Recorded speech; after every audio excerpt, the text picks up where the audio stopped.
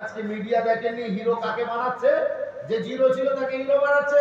খালি breaking news চলছে, শাহরুখ খানের ছেলে মদ খেয়েছে, শাহরুখ খানের ছেলে মদ খেয়েছে। আরে মিয়া, শাহরুখ খানের ছেলে মদ খেয়েছে তো তোমার বাপের কি?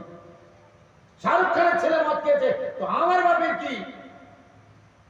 শাহরুখ খানের ছেলে মদ খেয়ে এখন রয়েছে জেলে।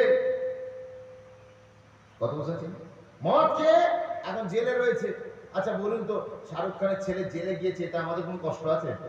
এই দেশের কোন মানুষের কোনো অসুবিধা হচ্ছে কি? লক্ষ্য করে দেখুন আজকে মিডিয়া কিভাবে আমাদেরকে খবরগুলো খাওয়াচ্ছে। আপনারা দেখেছেন পেট্রোলের দাম, ডিজেলের দাম সেঞ্চুরি করছে, ও নিয়ে কোনো খবর নেই। তেল, ডাল, আপনার কি বলে চাল, আলু, পেঁয়াজের দাম। আগে তো পেঁয়াজ কিনলে কাটলে তবে চোখ থেকে পানি আসতো, এখন কেনার আগে দাম শুনে চোখ থেকে পানি ঝরছে। মিডিয়া তা নিয়ে কোনো কথা নেই। মিডিয়ার কথা হচ্ছে শাহরুখ খানের ছেলে এখন জেলে গিয়েছে। তো আচ্ছা, ও কি খেয়ে জেলে গিয়েছে? বা কথা বলে না, বোতল বোতল জি মদ খেয়ে জেলে আছে। আর আমি আপনাদেরকে বারে বারে বলেছি, 3 W's are let the nation in destroy where or wealth, number 2 wine, number 3 women। 3টে W মানুষকে খুব বিপদে ফেলে দেয়। 3টে W খুব বিপজ্জনক, ডেঞ্জারাস। একটা W হলো ওয়েলথ, সম্পদ। টাকা, টাকা বিপজ্জনক নয়। এই জন্য বলেন টাকা বিপজ্জনক নয়। জি, আপনার পকেটে থাকলে আপনি ভুলেই যাবেন দুনিয়াকে, আবার না থাকলে দুনিয়া ভুলে যাবে আপনি কে। টাকা খুব বিপজ্জনক, যার এসে যাবে তার গা গরম হয়ে যাবে। টাকা হচ্ছে আবে হায়াতের পানি। বুড়ো লোকের যদি পয়সা থাকে না, সে দেখবেন জোয়ানের চেয়ে বাড়া, ডবল ডবল বিয়ে করছে, পকেটে পয়সা আছে। আর যুবক ছেলে খালি খানাই খেয়ে যাচ্ছে, ওরা মুকাদ্দার চমকায় না। কথা বুঝতে পেরেছে? মনে রেখে দেন মুসলমান, এই টাকা খুব বিপজ্জনক। টাকা আপনাকে অসামাজিক বানিয়ে দিতে পারে। তাই আমি বলে থাকি, একে চন্দ্র দুয়ে পক্ষ। কিছু লোক মনে করছে টাকাটাই বুঝি জীবনের লক্ষ্য। 3 নেত্র 4 বেদ, টাকা মানুষের মধ্যে বাড়াচ্ছে ভেদাভেদ। 5 পঞ্চবন 6 ঋতু, টাকা মানুষকে বানিয়ে দেয় নিচু। 7 সমুদ্র 8 অষ্টবসু, টাকা মানুষকে তৈরি করে পশু। 9 নবগ্রহ 10 দিক। কিছু লোক মনে করছে টাকা থাকলেই সব ঠিক। হ্যাঁ গো, টাকা থাকলেই সব ঠিক। যদি ঠিক হতো, মুকেশ আম্বানি, অনিল আম্বানিকে ঘুমের ট্যাবলেট খেতে হতো না। আর আপনাদের এলাকায় যে লোকটা মশারি বেচে, ও বিছানায় পিঠ দিলে আল্লাহ তার চোখে শান্তির ঘুম দিত না। যদি বলবেন না সুবহানাল্লাহ। বিশ্বাস করুন, এই টাকা সবকিছু নয়। জীবনের জন্য টাকার প্রয়োজন, কিন্তু মনে রাখবেন টাকা সবকিছু নয়। তো এই সম্পদ আপনাকে ধ্বংসের দিকে নিয়ে যেতে পারে। নাম্বার 2 ওমেন, নারী। যদি কোনো জাতির নারী সমাজ খারাপ হয়ে যায়, সেই সমাজের পুরুষেরা যদি তাহাজ্জুদ গুজারও হয়, মস্ত বড় বড় আল্লাহর ওলিও হয়, তথাপিও সেই সমাজে কোনো দিন সঠিকভাবে আপনি সমাজ উঠে দাঁড়াতে পারে না। তার কারণ এই সমাজের নারী খারাপ হয়ে গেছে। আজকে লক্ষ্য করে দেখুন, আমাদের মুসলিম সমাজের নারীরা খারাপের দিকে গিয়েছে না যায়নি? একদিন যে নারী, একদিন যে মা খাজা মঈনুদ্দিন চিশতির মতো প্রোডাকশন দিয়েছে, একদিন যে মা মুস্তাফা মাদানির মতো হুজুরকে আমাদের উপহার দিয়েছে, একদিন যে মা বাংলার ইমাম ফুরফুরার আবু বকর সিদ্দিকী মুজাদ্দিদুজ জামানকে আমাদেরকে গিফট দিয়েছে। আজকে সেই মা রয়েছে, কিন্তু প্রোডাকশন ঠিক নেই। তার মানে নারী সমাজ খারাপ হয়ে গিয়েছে। আজকে মহিলারা বেপর্দা হয়ে রাস্তায় ঘুরে বেড়াচ্ছে, বেপর্দা হয়ে রাস্তায় ঘুরে বেড়াচ্ছে। আবার গর্ভে সন্তান এসেছে, জি উনি 12 ফুট শাড়ি পরেছে, 5 ফুট শরীরে 12 ফুট শাড়ি, তাও সর্বশরীর ঢাকতে পারে না কিছু নারী। দেখেননি? তারপরও পেট খোলা, পিঠ খোলা, কপালিতে 1 লোকটা। জি আপনি দেখেননি? 12 ফুট শাড়ি গো, আর ও শরীর হচ্ছে 5 ফুট। তাতেও পুরো বডিটা ঢাকা যাচ্ছে না।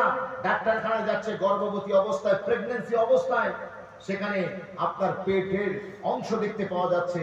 আর আধুনিক বিজ্ঞান বলেছে, আপনি যদি গর্ভশয় অবস্থায় যদি পরপুরুষের সামনে দিয়ে হাঁটাহাঁটি করেন, আপনার সন্তানের উপরে যদি কুনজর লোকের পড়তে থাকে, তাহলে আপনার সন্তান কিন্তু খারাপ দিকে যাবার লক্ষণটা বেশি।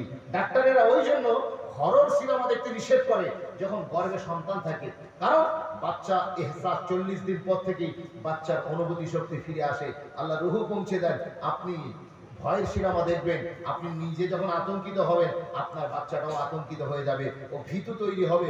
আর আপনি যদি আল্লাহর কোরআন তেলাওয়াত করেন, আল্লাহ তার কান তৈরি করে দেন, ওই কান দিয়ে শুনবে, আল্লাহ আপনার ছেলেকে বড় হয়ে হাফেজে কোরআন বানাবে।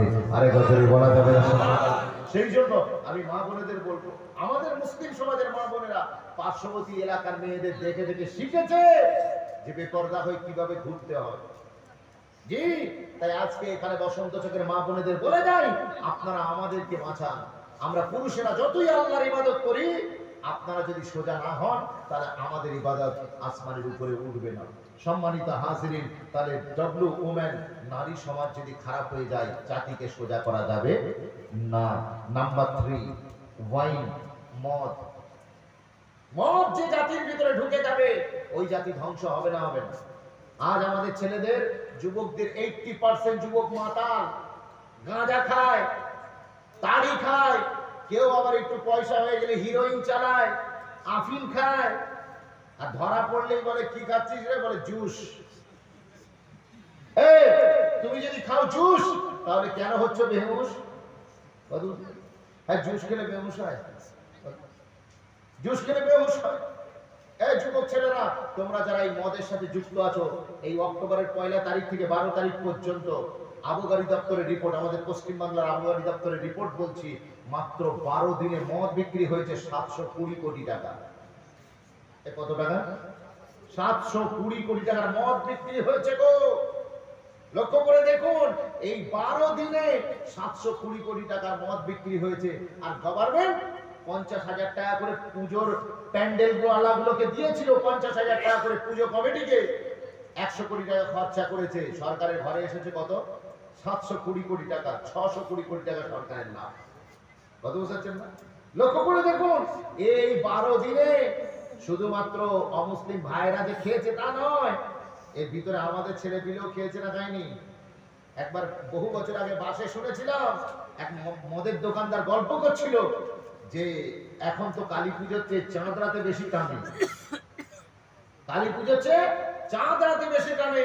আমার ছেলেদের হাতে ধরে বলে যাই, আপনি শাহরুখ খানের ছেলে ভক্ত হবেন, আপনি মাতাল তৈরি হবেন। আমি মুম্বাই জলসা করতে গিয়েছি, আপনার মা বাপের দোয়ায়, পশ্চিম বাংলা নয়, ভারতবর্ষের বিভিন্ন স্টেটে, আহমেদাবাদ, সুরাট, মিরাট, গুজরাট, হায়দ্রাবাদ, দিল্লি, বোম্বে, বিভিন্ন রাজস্থান থেকে শুরু করে বিভিন্ন জায়গায়। মুম্বাই গিয়েছি, আন্ধ্রা, কুডলা, আপনার ওয়াডালা, মুমরা, তারপরে আপনার ব্যান্ডেস্টান, ওখানে গিয়েছি, তারপরে আঁধেরিতেও গিয়েছি প্রোগ্রাম করতে। সব আমাদের বাঙালি ছেলেরা ওখানে থাকে আর লোকাল মানুষজনও থাকে। তো সেখানে যাওয়ার পরে একবার আমার খুব শখ হয়েছে। আমি জিজ্ঞাসা করলাম ছেলেদের, আচ্ছা এখানে শুনেছি একটা সুপারস্টারের বাড়ি আছে।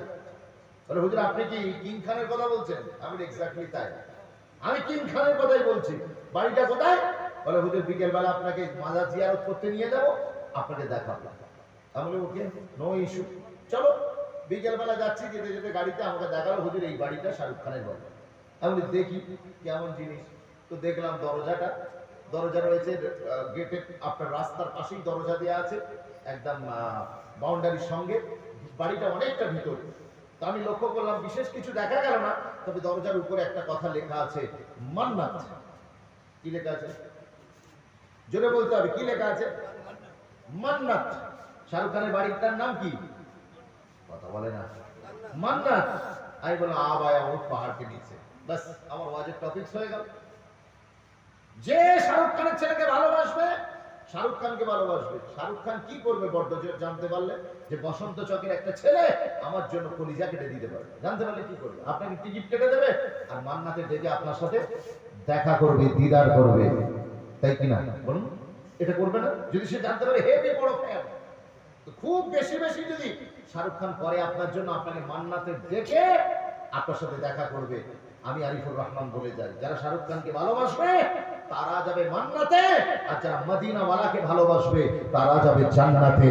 আরেকবার জোরে বলুন, আরো জোরে বলেন না সুবহানাল্লাহ। যারা শাহরুখ খানের ছেলের আদর্শ অনুসরণ করবে তারা মান্নাত পর্যন্ত যাবে, আর যারা রাসূলুল্লাহর আদর্শ অনুসরণ করবে তারা জান্নাত পর্যন্ত যাবে। আরেকবার জোরে বলুন। এখন আমাদের ময়না বসন্ত চকের ছেলেরাই ডিসাইড করো তারা কি করবে, ইদার কানা উদার কানা। জি, আমার অনেক ছেলে খায় আবার ইংরেজি দলিল দেয়। কত বছর এরা দলিল দেয়, কিছু জানে না বোঝে না, এটা দলিল দেয়। বলে হুজুরে মদ খাওয়ার কথা কোরআন শরীফে বলা আছে, কোরআন শরীফের পারা নাম্বার 7 আয়াত নাম্বার 91 সূরার নাম সূরাতুল মায়েদা। আল্লাহ বলছেন ইন্নামাল খামরু ওয়াল মাইসার ওয়াল আনসাবু ওয়াল আজলামু রিজসুম মিন আমালিশ শাইতান ফাজতানিবুহু লাআল্লাকুম তুফলিহুন। আল্লাহ বলছেন চারটি জিনিস হারাম করে দিলাম। প্রথম নম্বর হলো খামার, মদ হারাম করে দিলাম, মদ হারাম। এখন যুবক ছেলে বলছে হুজুর গাঁজার কথা তো বলা নেই।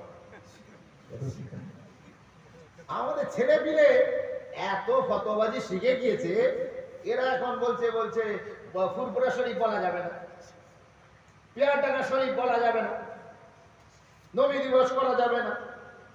শরীফ শুধুমাত্র 3টেকে বলা যাবে। কি কি?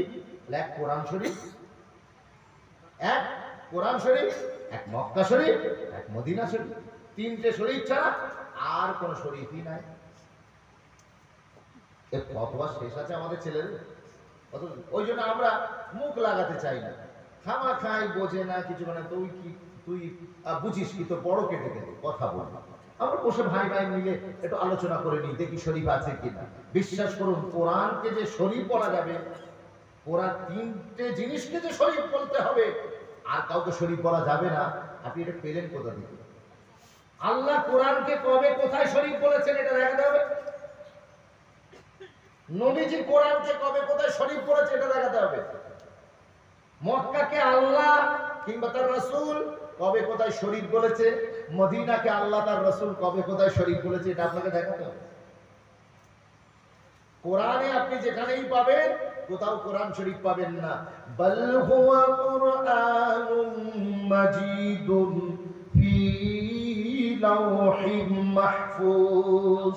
আল্লাহ যেখানে বলেছেন কোরআনকে কিন্তু শরীফ বলেননি, কোরআনকে কোরআনুম মাজিদ বলেছেন। জোরে বলুন সুবহানাল্লাহ। কোরআনকে কোরআন মাজিদ বলেছেন, কোরআনকে কোরআনুল হাকিম বলেছেন।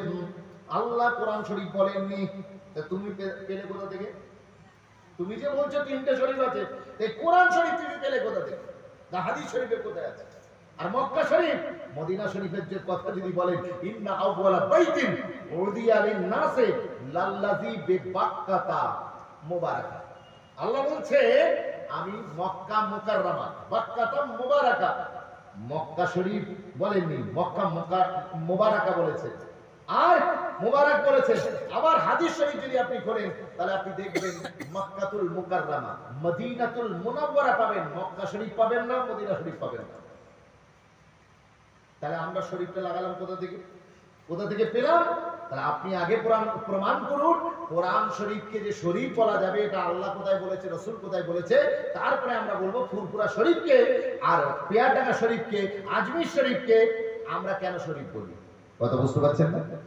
আপনি আগে বলুন কোরআন শরীফকে আপনি কোন দলিলের ভিত্তিতে কোরআন শরীফ বলেন। আল্লাহ তো বলেননি, রাসূল বলেননি, আপনি নিজে ক্ষমাকায় নিজের মন গড়া বলছেন। আল্লাহ কোরআন মাজিদ বলেছেন, কোরআনুল হাকিম বলেছেন। মক্কাতুল মুকাররমা আছে, মদিনাতুল মুনাওয়ারা আছে, মক্কা শরীফ নাই, মদিনা শরীফ নাই। আপনি লাগাচ্ছেন যে দলিলে আমরা ফুরফুরা শরীফকে শরীফ লাগাই, সেই দলিলে আপনি যে দলিলে মক্কা শরীফকে, মদিনা শরীফকে শরীফ বলে ডাকেন, সেই দলিলেই আমরা কিন্তু খাজা আজমিরি রওজা আজমির শরীফকে শরীফ বলে আখ্যায়িত করি। জোরে বলা যাবে না সুবহানাল্লাহ। তো সুতরাং আজকে যারা এখানে এসেছেন, যার শিল তার নোড়া, তার ভাঙ্গ দাঁতের গোড়া। সুতরাং মেজলা হুজুর পীর কেবলা বলতেন, যার দলিল তার পাশার চালটা খালি উল্টে দেবে, দেখবে থোতা মুখ ভোতা হয়ে যাবে। সুতরাং আজকে আমি আর ওদিকে যাব না, আমি খালি এতটুকু বোঝাতে চাই, আমাদের ছেলেরা এখন বহুত ফতোয়াবাজি করছে। এরা বলছে মদের দলিল কোরআনে আছে, কিন্তু গাঁজার তো নিষেধাজ্ঞা নেই। মনে আছে তত্ত্বদের? আর কিছু ফকির সাহেব আছে দেখবেন, মাথার চুল এত বড়, মেয়েদের মতো একদম পুরো কোমরের নিচ পর্যন্ত তাদের চুল। জি, কোনোদিন চুলে না শ্যাম্পু দেয়, শুধু গাঁজা ধোঁয়ার গন্ধ পাবেন। কথা বুঝতে পেরেছেন? আপনি গোঁফ এমন এত বড়, কোনটা মুখের ফুটো আর কোনটা নাকের ফুটো খুঁজে পাবেন না। কথা বুঝতে পেরেছেন? 2-4টে যদি ইঁদুরও যদি গোঁফের ভিতরে ঢুকে পড়ে, তাহলে তারা পালাবার রাস্তা খুঁজে পাবে না। বিশ্বাস করুন, সেই ফকিরগুলো এরা কি করে, এরা বিভিন্ন মাজারে, আল্লাহর ওলির মাজারে, যেগুলো যেখানে আহলুস সুন্নাত ওয়াল জামাত নেই, সেই ফাঁক দিয়ে বলে এই বদমাইশগুলো ওখানে বসে বসে গাঁজায় দম দেয়। এই কথা ঠিক বলছি না ভুল বলছি? যেখানে আহলুস সুন্নাত ওয়াল জামাতের লোকজন নাই সেখানে গিয়ে ওরা গাঁজায় দম দেয়। তো এরকম এক ফকির সাহেব একটা গিয়ে এক জায়গায় গিয়ে গাঁজা টানছে, খুব ধোঁয়া ছাড়ছে। একজন আলেম লোক গিয়ে বলছে, মিয়া তুমি এখানে গাঁজা খাচ্ছ কেন? তুই জানো না গাঁজা খাওয়া হারাম, নাজায়েজ? ওই সময়তে ও ফকির সাহেব বলছে, আমার দলিল আছে। ওর কি আছে? দলিল আছে। এখন আলেম লোক অবাক হয়ে গেছে, দলিল আছে মানে? গাঁজা খাবার দলিল তো আমরা কোনোদিন শুনিনি। কথা বুঝতে পেরেছি? ওই সময়তে বলে কি দলিল? বলে গায়েন জবর গা, জিন জবর যা, গাঁজা খা জবর খা। এটা হচ্ছে গাঁজা খাওয়ার দলিল। এখন মনে রাখবেন, বাঘ ঘুমাচ্ছে ঘুমাক, কিন্তু বাঘের লেজটাকে দিয়ে কান চুলকুতে যাবে না। খবর আছে, বাঘ ঘুমাচ্ছে বলে ওর লেজ নিয়ে কান চুলকে একটু ছেড়ে দেবেন তা নয়। ঘুমাচ্ছে ঘুমাক, জেগে জেগে জেগে গেলে খবর আছে না নাই? এই জন্য বলেন খবর আছে। আলেম লোক তাদেরকে বেশি ঘাটাবেন না। আল্লাহ পাক আলেম লোকেদের এত ইজ্জত দিয়েছেন, এত সম্মান দিয়েছেন, এত ইলমে বাহারাত দান করেছেন। আপনারা এলাকায় যে মাস্টারগুলো আছেন আমি তাদের যথাযোগ্য সম্মান দিই। কলেজে যে প্রফেসর আছেন তাকে আমি অবশ্যই রেসপেক্ট করি। যিনি ডাক্তার আছেন তাকেও মর্যাদা দিলাম। যিনি প্রফেসর আছেন, যিনি অফিসার আছেন, তাদের প্রত্যেকের একটা আলাদা স্টেজ আমি সমাজে রয়েছে, আমি অস্বীকার করছি না। কিন্তু মনে রাখবেন, একজন আলেমের ইজ্জত এই সমস্ত ডিগ্রিধারী লোকগুলোর উপরে আল্লাহ আতা করে দিয়েছেন। সেই জন্য ডাক্তারকে ইমাম বানানো হয় না, ডাক্তারকে স্টেজে তুলে বক্তব্য দেওয়ানো হয় না, প্রফেসরকে তাকে দাওয়াত করে নিমন্ত্রণ করে তার ওয়াজ শোনা হয় না। একজন আলেমকেই আল্লাহ মুকাররার করেছেন, এই দায়িত্ব দিয়েছেন। কি কথা ঠিক না বলুন? সেই জন্য আলেমদেরকে আপনারা ছোট মনে করবেন না। এরা মাদ্রাসায় পড়েছে, কিছু বোঝে কি? এরা মাদ্রাসায় পড়েছে, কিছু জানে কি? আপনি জানেন মাদ্রাসার তালেবে ইলমদের ক্ষমতা, পাওয়ার জানেন? আল্লাহ পাক এদের কেমন ইলম দিয়েছে।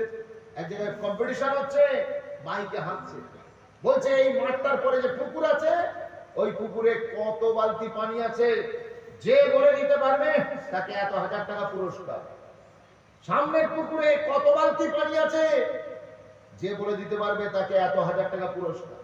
এক মাদ্রাসার ছেলে ওই রাস্তা দিয়ে যাচ্ছে, কেউ বলতে পারে না, সবাই চুপচাপ। মাদ্রাসার ছেলে হাত তুলে বলছে, স্যার আমি বলবো। বলে তুই বলবি? বলে হ্যাঁ বলবো। ওই সময়তে জিজ্ঞাসা করছে, বল। বলে তবে মাইক দাও। মাইক দিয়েছে, দিয়ে বলছে, বলতো কত বালতি পানি আছে? ও বলছে এক বালতি। তাহলে কেমন করে হয়? এত বড় পুকুর, এক বালতি পানি? বলে হ্যাঁ, বালতি যদি পুকুরের মতো হয়। জোরে বলবেন না সুবহানাল্লাহ? আরো জোরে বলেন না সুবহানাল্লাহ? যেমন প্রশ্ন তেমন তার উত্তর। জি। আর বালতি যদি আপনার দুটো হয় বা পুকুরের অর্ধেক হয়, তাহলে দু বালতি পানি আছে। এবার তোমরা হিসাব করো, পুরস্কারটা আমাকে দাও। এক লোক নিজেকে খুব বুদ্ধিমান মনে করে, গ্রামে এসে মনে করুন বসন্ত চকে এসে বলছে, আমি দুপুর 12টায় বাড়ি থেকে বের হয়েছি, এই তোদের গ্রামে আসতে 2 ঘন্টা টাইম লেগেছে। বলতো আমার বয়স কত? এলাকার ছেলেরা বলে আজীব তামাশা, কি জ্ঞানী মানুষ দেখেছিস, প্রশ্নের স্টাইলই আলাদা। আমি 12টায় বাড়ি থেকে বের হয়েছি, এখানে 2 ঘন্টা পরে এসেছি, বলতো আমার বয়স কত? ছেলেরা তো মাথা চুল করছে, কেউ বলতে পারে না। এমন সময় একটা মাদ্রাসার ছেলে, হেফজখানার ছেলে সে ছিল, সে বলে, হুজুর আপনি যদি বলেন আমাকে, আমি তাহলে এই লোকটার প্রশ্নের উত্তর দিই। বলে তুই কি বলবি? বলে দেন না, চান্স দিয়ে দেখেন না। ওই সময় তো বলছে, আচ্ছা বল। বলে হুজুর আপনি জিজ্ঞেস করে দেখুন, এই লোকটার বয়স 60 বছর। এই লোকটার বয়স 60 বছর। তখন ওস্তাদ জিজ্ঞেস, আচ্ছা আপনার বয়স 60 বছর কি? বলে আপনি বলবেন কি করে? আমি 12টায় বের হয়েছি, 2 ঘন্টা পর এখানে এসে পৌঁছেছি, আমার বয়স 60 বছর কি করে বললেন? তখন ছেলেটা বলছে, তুই কি করে বলি মা? ও তখন বলছে, মাদ্রাসার ছেলে বলছে, হুজুর আসলে আমাদের গ্রামে একটা পাগল আছে, আমাদের গ্রামে হাফ পাগল আছে, ওর বয়স হচ্ছে 30 বছর। আমাদের গ্রামে একটা হাফ পাগল আছে, ওর বয়স হচ্ছে 30 বছর। এটা তো দেখছি ফুল পাগল, ওই জন্য ডবল করে দিয়েছি, আর খোদার রাস্তা কেটে গেছে। আমি 12টায় বের হয়েছি, 2 ঘন্টা পরে গ্রামে পৌঁছেছি, আমার বয়স কত? এরকম প্রশ্ন হলো? এরকম প্রশ্ন নিয়ে তো পাগল ছাড়া কেউ করতে পারে প্রশ্ন। কথা বুঝতে পেরেছি? তো সেই জন্য মাদ্রাসাওয়ালাদের সাথে কেউ একটা লাগবেন না, মুখ লাগাবেন না। ওই ফকির সাহেব বলছে গাঁজা খাবার দলিল আছে। মানে কি? বলে গায়েন জবর গা, জিন জবর যা, গাঁজা আর খা জবর খা। এমন সময়তে এখন আল্লাহর আলেম বলছে, বাবা ওনার সাথে কিছু লোক ছিল, বাবা এনাকে একদিন দাওয়াত করবে বাড়িতে, যেদিন দাওয়াত করবে আমাকে ডাকবে। তো ফকির সাহেবকে কিছুদিন পরে দাওয়াত করা হলো একজনের বাড়িতে। ফকির সাহেব সেই দিন সকাল থেকে একদম খালি পেটেই আছে, যে আজকে যখন টানবো তো হদ্দ টানা টানবো, কত বুঝতে পেরেছে। নিমন্ত্রণ বাড়িতে উনি চলে গিয়েছেন, ওই আল্লাহর আলেমকে ডাকা হলো, সবাইকে খাবার দেওয়া হচ্ছে, ওনাকে দেওয়া হয় না, ওনাকে খালি ওয়েটিং এ রাখা হচ্ছে, আচ্ছা একটু পরে দেওয়া হবে, একটু পরে দেওয়া হবে।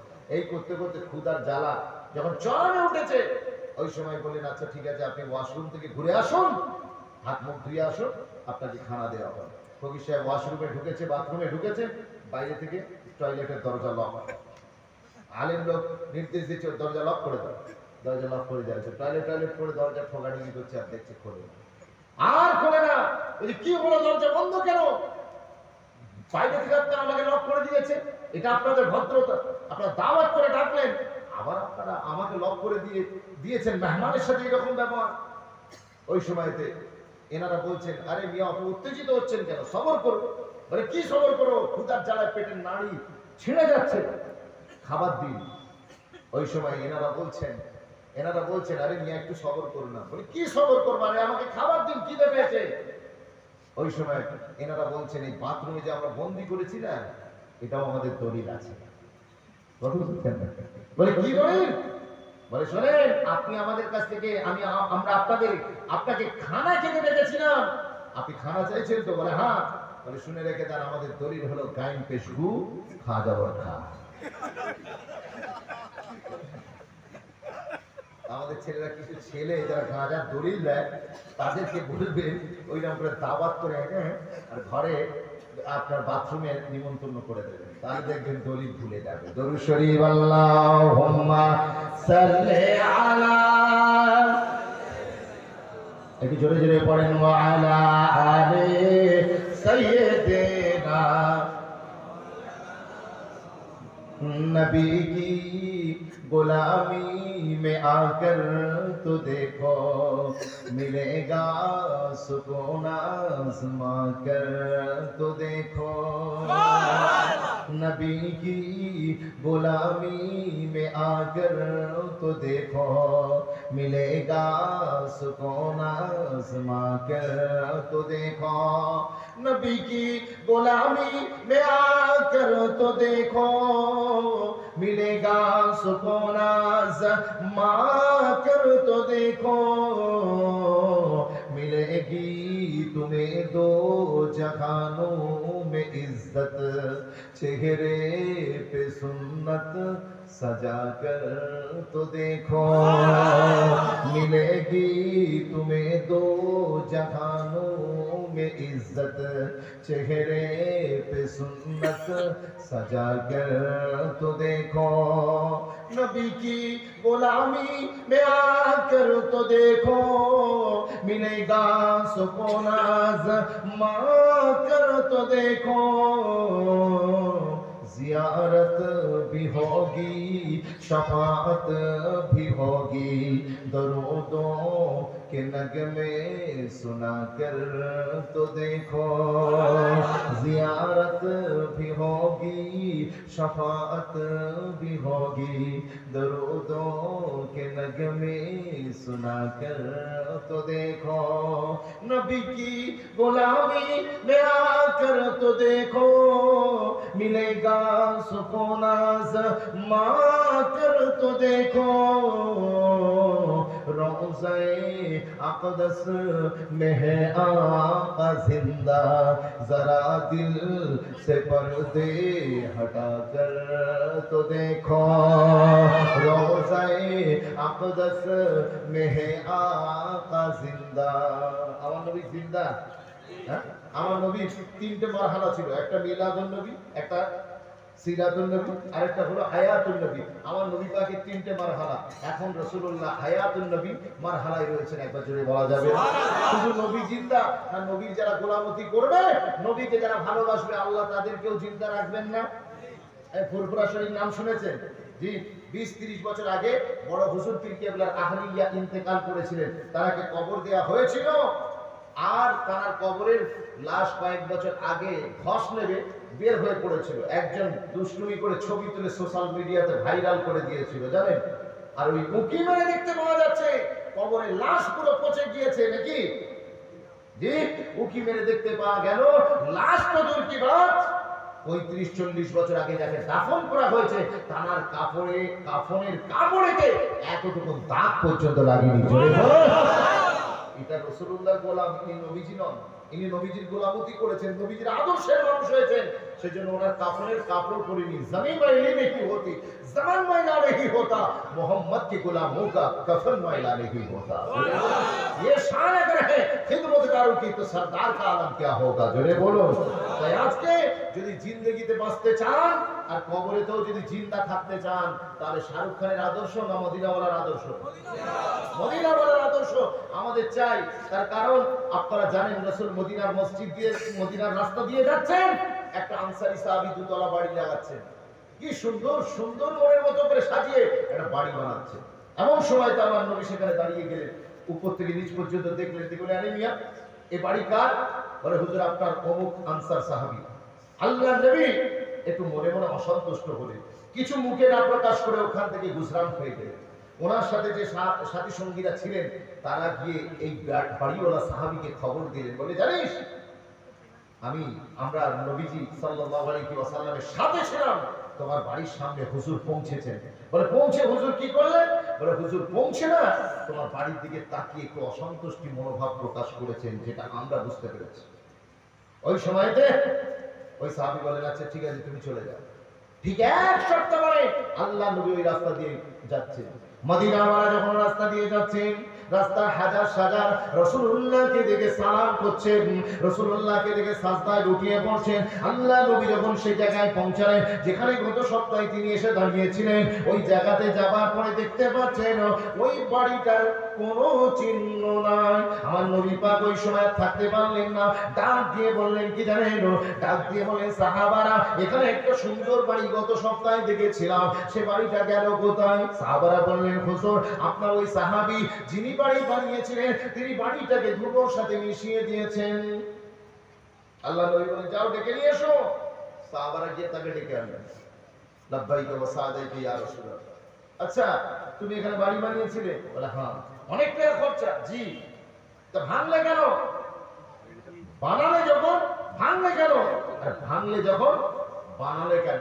আল্লাহ নবী জিজ্ঞাসা করছে তুমি জানো না ইন্নাল মুবাযযিরিনা কানু ইখওয়ানা শায়াতিন, হুজুর খরচা করছো, হাজার হাজার টাকা সম্পদ নষ্ট করছো।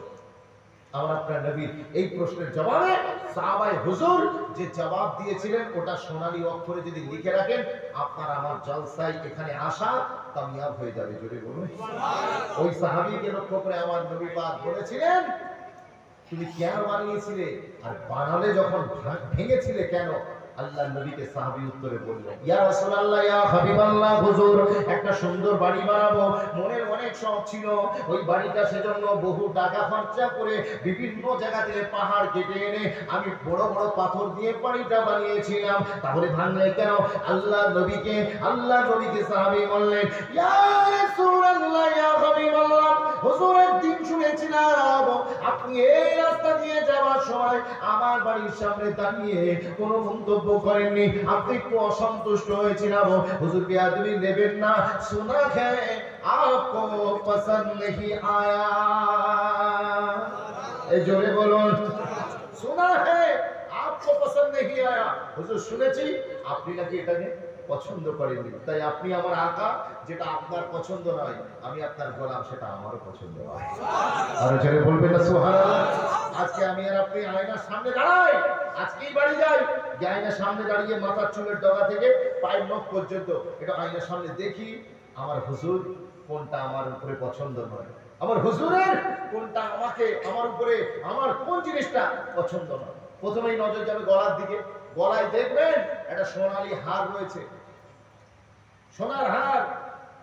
বিশ্বনবী সরকার দো আলম পুরুষের জন্য সোনা পরা হারাম করে দিয়েছে, আর আজকালকার মেয়ের বাপেরা এরা বিয়ের সময় সোনার আংটি বেশি করে দিচ্ছে।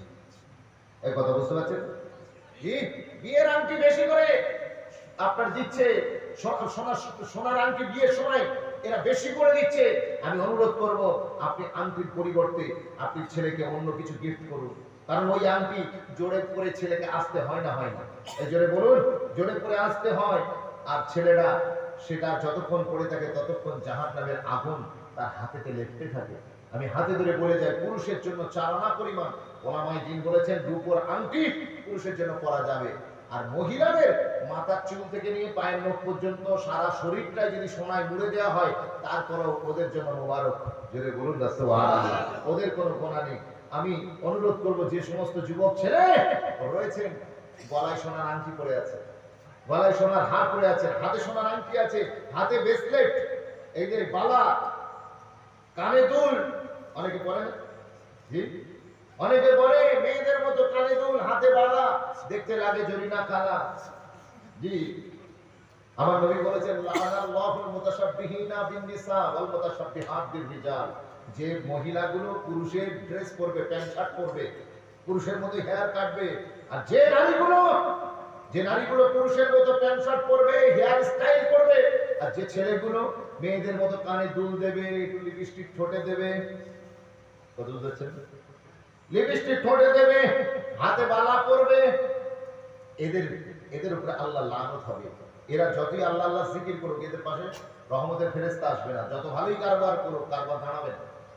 রহমতের ফেরেশতা ওর কাছে আসতে পারে না রহমত নিয়ে, দূর থেকে দেখেই পালায়। আল্লাহ লানত ওই লোকটার উপরে, ওই বান্দাবান্দির উপরে অবতীর্ণ হয়।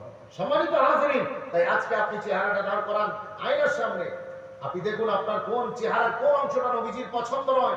যদি দেখেন চেহারাতে ব্রাশ করতে আপনি ভুলে যান, কিন্তু প্রতিদিন সকালবেলা লেজার দিয়ে একবার সেভিং করতে ভোলেন না, তাহলে বুঝবেন নবীজি আপনার উপরে রাজি নয়, রাসূলুল্লাহ আপনার উপরে রাজি নয়। আল্লাহ নবী বলেছেন তোমরা চেহারাতে সুন্দর দাড়ি রাখবে, কারণ দাড়ি হলো পুরুষের প্রতীক, পুরুষের সিম্বল। জোরে বলুন না সুবহানাল্লাহ। আজকাল মেয়েরা সব করছে না, এই কথা বলেন, মেয়েরা সব করছে না? আমার সাথে কেউ কথাই বলেন। মেয়েরা সব করছে, গাড়ি চালাচ্ছে মেয়েরা, ড্রাইভিং করছে মেয়েরা, মেয়েরা প্লেন চালাচ্ছে, মহিলারা আপনার চাঁদে চলে যাচ্ছে, মহিলারা কারবার করছে, শপিং মল, সিনেমার হল, ওদিকে কল সেন্টার, স্কুলে, আপনি যেখানেই যাবেন সব জায়গায় মহিলা সব চালাতে পারছে। কিন্তু লক্ষ্য করে দেখেছেন, মেয়েরা সব পারবে, কিন্তু মেয়েরা একটা জিনিস পারবে না, আমি গ্যারান্টি দিচ্ছি, যদি কেউ পারে তাকে 1000 কোটি টাকা পুরস্কার। মহিলারা সব পারবে, কিন্তু পুরুষের মতো দাঁড়িয়ে রাখতে পারবে না। এই কথা ঠিক বলছি না? তাহলে এটা আল্লাহ রাব্বুল আলামিন খাস করে মহব্বত করে পুরুষদেরকে দিয়েছেন, আর আপনি প্রতিদিন এর উপরে লেজার লাগিয়ে বলছেন আল্লাহ এটা আমার কাছে আসছে কেন? এটা কি রং নাম্বারে আসছে? আল্লাহ এই রং নাম্বারে আসছে, আমি তো পুরুষের দলে নাই, আমি তো ওই দলে। আসুন নিজের চেহারাকে সুন্নতি দাড়ি দিয়ে সাজা। যদি বলেন আরিফুর ভাই আমি নামাজ পড়ি না, রোজা করি না, কিছু করি না, সুন্নতি দাড়ি রাখবো, হ্যাঁ এই নিয়তে রাখুন রাসূলুল্লাহ সুন্নতি দাড়ি। এই দাড়ি যার চেহারায় থাকে না, তার চেহারা থেকে আল্লাহ নূর পয়দা করে দেয়। জোরে বলুন। যার দাড়ি যার চেহারায় থাকে, সামনে ওয়ালার হৃদয়ের ভিতরে আল্লাহ তার ব্যাপারে মহব্বতকে আল্লাহ পৌঁছে দেন। জোরে বলুন। আপনারা দেখেননি খ্রিস্টানদের বড় বড় পণ্ডিতেরা তারা বলেছেন এই মুসলমান তোদের বড় কে লিডার আছে নিয়ে আয়, আমরা বাহাস করব, আমরা তার সাথে বাহাস করব। তো ইমাম আবু হানিফার একজন শাগির্দ ছিল, নাম হলো ইমাম মুহাম্মদ। সেই ইমাম মুহাম্মদকে তারা কি করলেন? ইমাম মুহাম্মদের কাছে গেলেন, গিয়ে বললেন হুজুর আপনাকে যেতে হবে, ইহুদিরা আমাদের বাহাসের জন্য বলছে। ইমামে আযম নুমান বিন সাবিত রাদিয়াল্লাহু তাআলা রাহমাতুল্লাহ আলাইহি তার শাগির্দ ইমাম মুহাম্মদ, এই ইমাম মুহাম্মদের কাছে যখন লোকেরা গেলেন, তিনি বললেন ঠিক আছে দাঁড়াও, ইহুদি পণ্ডিতদেরকে মাঠে ময়দানে তোমরা আহ্বান করো, আর আমাকে একটু ড্রেস করতে দাও। তিনি কি করলেন? মাথায় সুন্নতি পাগড়ি বাঁধলেন, আর চেহারায় আগে তো রাসূলুল্লাহ সুন্নতি দাড়ি, তিনি তারপরে জুব্বা পরলেন, সুন্নতি জুব্বা, হাতে একটা তাসবিহ নিলেন, বগলেতে নামাজের মুসাল্লা নিলেন। এবার ঘোড়ার পিঠে সওয়ার হলেন। বলুন তো কেমন লাগছে? ভালো লাগছে? মাথায় সুন্নতি পাগড়ি, चेहरा सुन्नती दाढ़ी, सर पे अमामा, सुन्नत का जामा, हाथ में तस्बीह, बगल में मुसल्ला, लब पे जारी अल्लाह अल्लाह। আর যদি বলা যাবে না যখন এই সাজে তিনি মুনাজারার ময়দানে ঢুকছেন, ইহুদি পণ্ডিতরা প্রথমেই আত্মঘাতী গোল খেয়ে হেরে গিয়েছে। তার মানে আমাদের ইমাম সাহেবকে দেখে ইমানের কালমা পড়া শুরু করে দিয়েছে। সুবহানাল্লাহ। লোকেরা বলছেন আরে বাহাস করবেন বললেন, ইমাম সাহেবকে নিয়ে এলাম, বাহাস বাদ দিয়ে আপনারা ইমানের কালমা পড়লেন। ওই সময় ইহুদি পণ্ডিতেরা বলেছিলেন আরে यार छोटा मोहम्मद अगर इतनी शान वाला है तो फिर बड़ा मोहम्मद कैसा होगा। ये যদি তোমাদের একটা ছোট্ট ইমাম মোহাম্মদের এই শান হয়, মাথায় পাগড়ি, চেহারায় সুন্নতি দাড়ি, অপরূপ দেখতে, আর তোমাদের বড় মোহাম্মদের খবর কি শান अगर है खिदमतगारों की तो सरदार का आलम क्या होगा। সুতরাং নিজের চেহারাকে সাজান, আপনাকে দেখলে যেন দূর থেকে কেউ বুঝতে পারে ইনি আমার রাসূলুল্লাহর গোলাম। কি কথা ঠিক না বল? জি আজকে তাই আসুন, আপনারা তো জানেন আমাদের এক্স প্রাইম মিনিস্টার যিনি বিদায় নিলেন, এক্স প্রাইম মিনিস্টার নাম কি? ডক্টর মনমোহন সিং। কত বড় শিক্ষিত মানুষ, অর্থনীতিতে পিএইচডি ডক্টরেট এবং অর্থ সচিব ছিলেন তিনি। এবং ওই মানুষটার জবান থেকে কোনোদিন কথা শুনেছেন? খুব বেশি কথা বলতেন কি? এই কথা বলেন না, খুব কথা বলতে চুপচাপ থাকতেন না। যে খুব ভদ্র, নিপাট ভদ্র, জেন্টলম্যান। মাথায় দেখেছেন কি ছিল না? পাগড়ি, আর চেহারা দাড়ি, গায়েতে পাঞ্জাবি শেরওয়ানি। উনি ইংল্যান্ডে গিয়েছেন, সিডনিতে গিয়েছেন ইন্টারন্যাশনাল কনফারেন্সে। ওখানে যাবার পরে ওনাকে জিজ্ঞাসা করছে রিপোর্টার, আচ্ছা আপনার দেশের লোকজন যখন এই দেশে আসে না, আমাদের ইংরেজদের মতো কোট শুট বুট টাই পরে তারা ইংল্যান্ডে এসে বিদেশি হয়ে যায়, ফরেনার হয়ে যায়, কিন্তু আপনি সেই পুরনো পাগড়ি, চেহারায় দাড়ি, গায়েতে পাঞ্জাবি, কি ব্যাপার? ওই সময় ডক্টর মনমোহন সিং কি বলেছিলেন? কথা খুব বেশি বলেন না, কিন্তু যে কটা বলেন কাজের বলেন। কথা ঠিক না? কথা বেশি বলেন না, কিন্তু যে কটা বলেন কাজের কথা বলেন। ওনাকে তো কথা বলানো যেত না, আর এনাকে তো চুপ করানো যাচ্ছে না। ফাঁকা কলসি বাজে বেশি। কথা বুঝতে? ফাঁকা কলসি বাজে বেশি। জি চায়ের দোকান ছিল, কিন্তু আজ পর্যন্ত কোনো খরিদ্দার খুঁজে পাওয়া গেল না যে ওনার কাছ থেকে চা খেয়েছে। জি উনি স্কুলে পড়েছেন, কিন্তু কোনো ক্লাসমেটও পাওয়া গেল না যে ওনার সাথে পড়েছে। উনি বিবাহ করেছেন, কিন্তু ওনার বিবিকেও খুঁজে পাওয়া যাচ্ছে না। কথা বুঝতে পেরেছেন তো? কিন্তু আপনার কি বলে, রাফালের থেকেও বেশি গতিতে উনি কিন্তু একদম ছোঁড়েন। কথা বুঝলেন? ফ্যাঁকার মাস্টার। কথা বুঝতে পেরেছেন তো? যাই হোক, বলছিলাম কিনা, আজকে ইনাকে চুপ করানো যাচ্ছে না, আর ওনাকে কথা বলানো যাচ্ছে যেত না, কিন্তু ওই সিডনির সরজমিনে দাঁড়িয়ে ডক্টর মনমোহন সিংকে বলা হলো আপনি ড্রেসটা কেন চেঞ্জ করছেন না, আপনি সেই একই ড্রেস পরে আছেন। ওই সময় ডক্টর মনমোহন সিং বলেছিলেন মিনিস্ট্রি তো আতি জাতি হ্যাঁ, মগর গুরু কা ধর্ম কোন ছোড়তা হ্যাঁ। আপনারা দেখেছেন যে তিনি মিনিস্ট্রি বলছেন মন্ত্রিত্ব থাকবে, আজ আছে কাল নাও থাকতে পারে, কিন্তু আমি আমার গুরু ধর্ম ছেড়ে দেবো। আমার ধর্মের প্রতীক হচ্ছে চেহারায় দাড়ি রাখা, মাথায় পাগড়ি পরা, গায়ে পাঞ্জাবি পরা। মনমোহন সিং তার গুরুর আদর্শ ছাড়েনি। ও মুসলমানের ছেলে, তোমরা তোমাদের নবীর আদর্শ ছেড়ে দিলে, তোমরা তোমাদের নবীর আদর্শ ছেড়ে দিলে। আসো না একটু রাসূলুল্লাহর আদর্শের মানুষ হয়ে যাও, ইনশাআল্লাহ আল্লাহ তোমার সংসারে সব আবাবনাটা দূর করে দেবে, তোমার সংসারকে শান্তিময় করে দেবে। আরেকবার জোরে বলা যাবে না সুবহানাল্লাহ? হে নওজোয়ান তরুণেরা, আপনারা বলবেন আলী ফরমাই, সত্যি রাসূলুল্লাহর আদর্শ যদি ঘরে আনি তাহলে কি আমাদের সংসারে শান্তি আসবে? অবশ্যই আসবে, কেননা বিশ্ব নবীকে আল্লাহ আপনার আমার জন্য Superman, super hero, super model করে পাঠিয়েছে।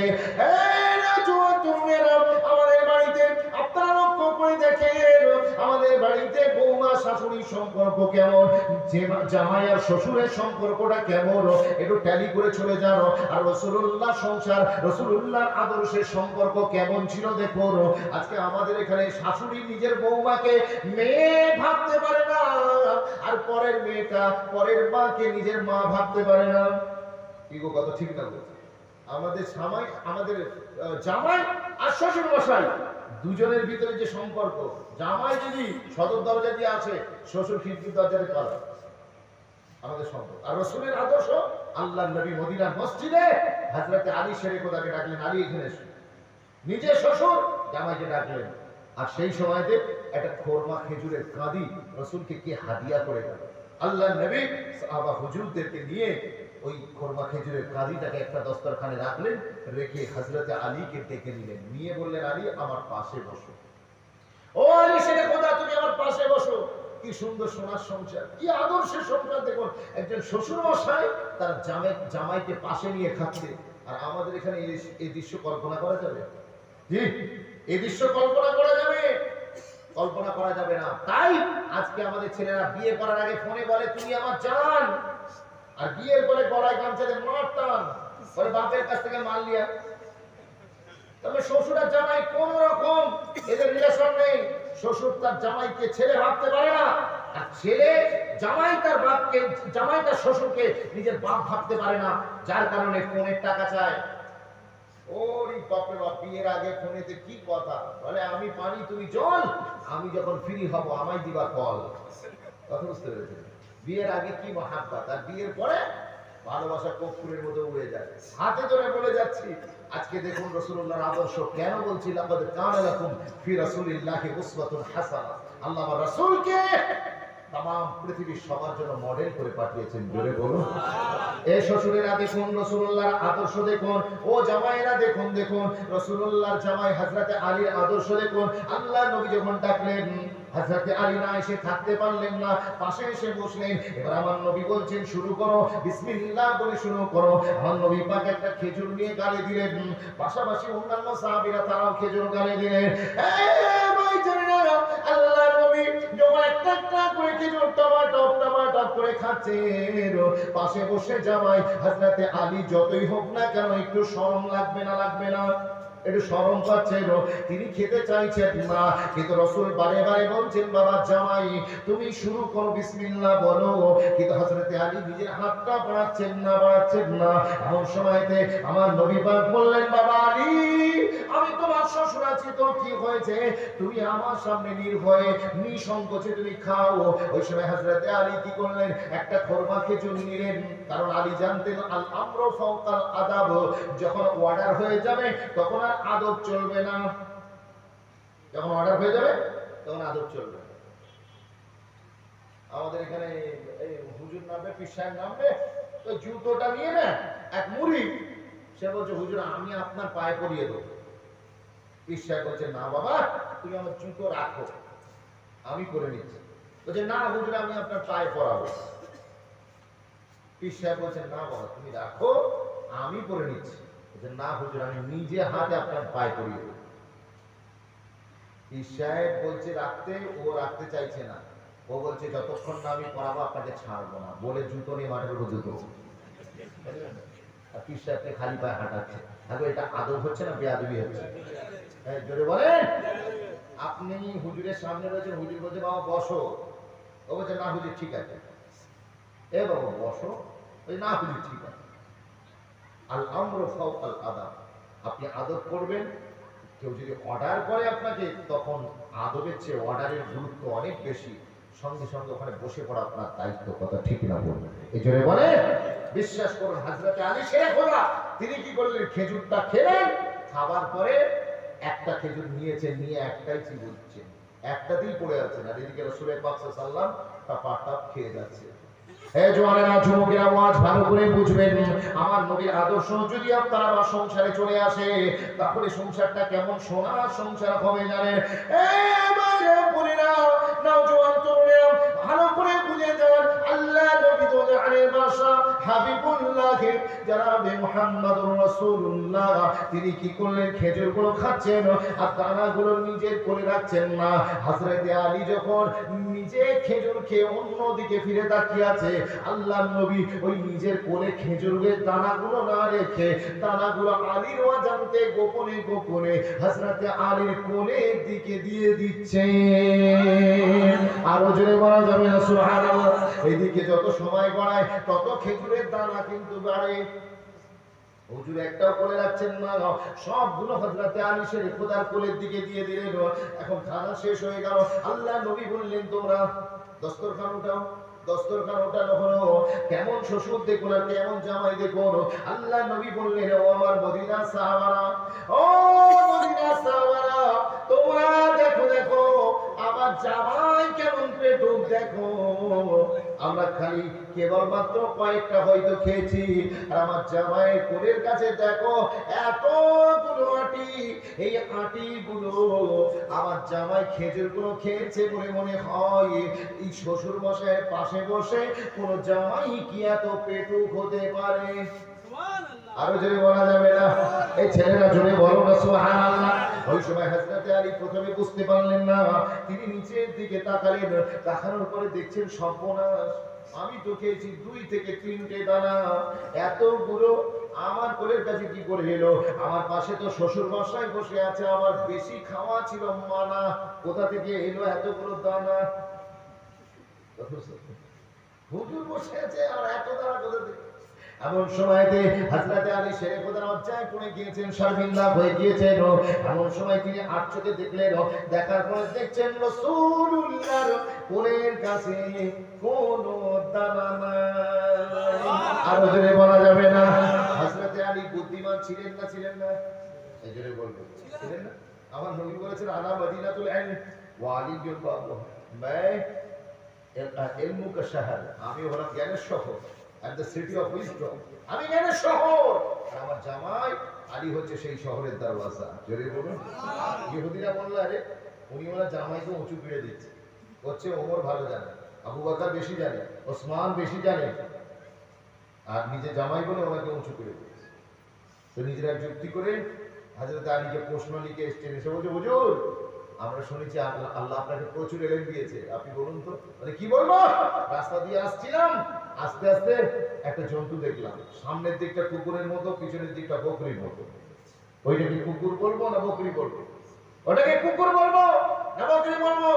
হযরত আলী শেরে খোদা ডান দিকে বাদিকে না তাকিয়ে বলেন, এক কাজ করো, ওটাকে ওর সামনে তোমরা এক পাত্রে ঘাস দাও আর এক পাত্রে গোশত দাও, এক পাত্রে ঘাস দাও এক পাত্রে গোশত দাও, যদি ঘাসে মুখ দেয় তাহলে বকরির বাচ্চা, আর যদি গোশে মুখ দেয় তাহলে কুত্তার বাচ্চা। বাড়িকে বলবেন সুবহানাল্লাহ। দিদিরা মনে মানা করে দিয়েছে না কি গো? আমাদের চাচিমারা সব মানা করে দিয়েছে, ভাবিরা সব মানা করে দিয়েছে নাকি? বলছিলাম যে এক পাত্রে ঘাস আর এক পাত্রে গোশত দেবে, যেটাই মুখ দেবে, যদি ঘাসে মুখ দেয় তাহলে বুঝবে বকরির বাচ্চা, আর যদি গোশে মুখ দেয় তাহলে বুঝবে কুত্তার বাচ্চা। ওই সময়তে তারা বললেন, হুজুর এক পাত্রে ঘাস দিয়েছি আর এক পাত্রে গোশত দিয়েছি, ঘাস দিলে খেয়ে নিচ্ছি, আবার গোশত দিলেও মেরে দিচ্ছে। হযরত আলী বলেন, আচ্ছা তাহলে এক কাজ করো, ওর সামনে এক পাত্রে পানি দাও, বর্তনে পানি দাও, যদি দেখো ও মুখ ডুবিয়ে পান করছে তাহলে বুঝবে বকরির বাচ্চা, আর যদি দেখো ছেটে ছেটে জিভ দিয়ে পান করছে তাহলে বুঝবে কিসের বাচ্চা? কুকুরের বাচ্চা। ওরা বলছে হুজুর পানি দিয়ে দেখেছি 2 রকম ভাবেই চালাচ্ছে। হযরত আলী বলেন, আচ্ছা তাহলে এক কাজ করো, ওকে ও যখন গ্রামের বকরিগুলো যখন মাঠে যায়, তখন মাঠে যাওয়ার সময় ওই জন্তুটাকে, অদ্ভুত ধরনের জন্তুটাকে তোমার বকরির পালে ছেড়ে দেবে, যদি সবার সাথে বকরি সব দলের সাথে মাঠের দিকে যায় বুঝবো ওটা বকরির বাচ্চা, আর এলাকায় যদি একা দাঁড়িয়ে গরম মারা শুরু করে দেয় তাহলে বুঝবে কুত্তার বাচ্চা। তারা বলছে হুজুর বকরির পালে ছেড়ে দিলে মাঠে যায় সবার সাথে, আবার যখন এলাকায় একা ছেড়ে দেওয়া হয় তখন এলাকায় একা দাঁড়িয়ে গরম মারা শুরু করে দেয়। ওই সময় হযরত আলী বুঝতে পারলেন এরা আমার সময় নষ্ট করছে, আমি এমন একটা উত্তর দেবো না কিয়ামত পর্যন্ত ইহুদির বাচ্চা তার বাচ্চা তার বাচ্চা, কিয়ামত পর্যন্ত হযরত আলীর এই উত্তরের উপরে আর দ্বিতীয় কোনো প্রশ্ন খাড়া করতে পারবে না। কত বড় আলেম! তিনি বলেছিলেন, এই ইহুদিদের পণ্ডিতরা শোনেন, আপনারা যখন এতগুলো সব পরীক্ষা কমপ্লিট করেছে তখন আমি একটা লাস্ট কথা বলে দিচ্ছি, যান চলে যান, যে কজন এসছেন ওই জন্তুটাকে ধরবেন, ধরে বিসমিল্লাহ বলে জবাই করে দেবেন। ইহুদিরা আহলে কিতাব হয়, কি হয়? কথা বলেন আমার সাথে, কি হয়? আহলে কিতাব হয়। এই ইহুদিরা তারাও আল্লাহর নামে জবাই করে, তো তুমি আল্লাহর নামে জবাই করে দেবে, জবাই করে পেট ফাড়বে, পেটটা ফেড়ে দেখবে পেটের ভিতর থেকে উজরি বের হয় না নাড়ি বের হয়, পেটের ভিতর থেকে উজরি বের হয় না নাড়ি বের হয়, যদি নাড়ি বের হয় বুঝবে এটা কুত্তার বাচ্চা, আর যদি ভুঁড়ি বের হয় উজরি বের হয় বট বের হয় বুঝবে এটা বকরির বাচ্চা। আর যদি বলা যাবে এখন আপনি বলুন, ইহুদিরা ঘুরে এসে বলতে পারবে হুজুর জবাই করেছি, একবার নাড়ি পেয়েছি একবার ভুঁড়ি পেয়েছি, ওটা ডিজিটাল শয়তান, একটা জন্তুর পেটে কটা জিনিস হয়। আল্লাহ এত বড় ইমেজ দিয়েছে। সেই হযরতে আলী শেরে খোদা তিনি জানতেন, তিনি দেখলেন কি জানেন, আল্লাহ পাক তাকে এত ইলম দিয়েছিলেন, তিনি দেখলেন নিজের কোলের কাছে এতগুলো আটি, আর আমার আপনার নবীর দিকে আর চোখে তাকালেন, তাকানোর পরে দেখছে রাসূলুল্লাহর কোল মোবারক পুরো খালি হয়ে আছে। আল্লাহ নবী ওই সময়তে সমস্ত মদিনার সাহাবীদেরকে ডেকে বললেন, দেখো দেখো আমার জামাই কেমন পেটুক, দেখো এতগুলো খেজুর শ্বশুর মশাইয়ের সামনে খেয়েছে। ওই সময়তে হযরতে আলী বুঝতে পেরে গেলেন আসল মামলাটা কি আছে, আসল ঘটনা কি হযরতে আলী বুঝতে পেরে গেলেন। তিনি ওই সময় বললেন, হুজুর আমি যে পেটুক হয়েছে আপনার জামাই, এ তো সবাই জানতে পেরে গিয়েছে, এতে আমার কোনো দুঃখ নাই, কিন্তু হুজুর আমার একটা বক্তব্য আছে। বলে কি বক্তব্য? বলে হুজুর আমি যে পেটুক হয়েছি এটা তো সবাই জেনে গিয়েছে, আমার আর কোনো লজ্জা নেই, তবে আমার মনে হয় আমি যতটুকু পেটুক তার চেয়ে বড় পেটুক হচ্ছেন আপনি। আরো জেনে বলুন, কি সুন্দর সমাজ সম্পর্ক। এখানে দেখুন শ্বশুর মশাই আর জামাই দুইজনের সমাজ সম্পর্কটা দেখুন। শ্বশুর বলছে তুমি পেটুক, জামাই বলছে আপনি আমার চেয়ে বড় পেটুক। বলে আলী তুমি তোমার শ্বশুরকে কি বলছো ভালো করে দেখো।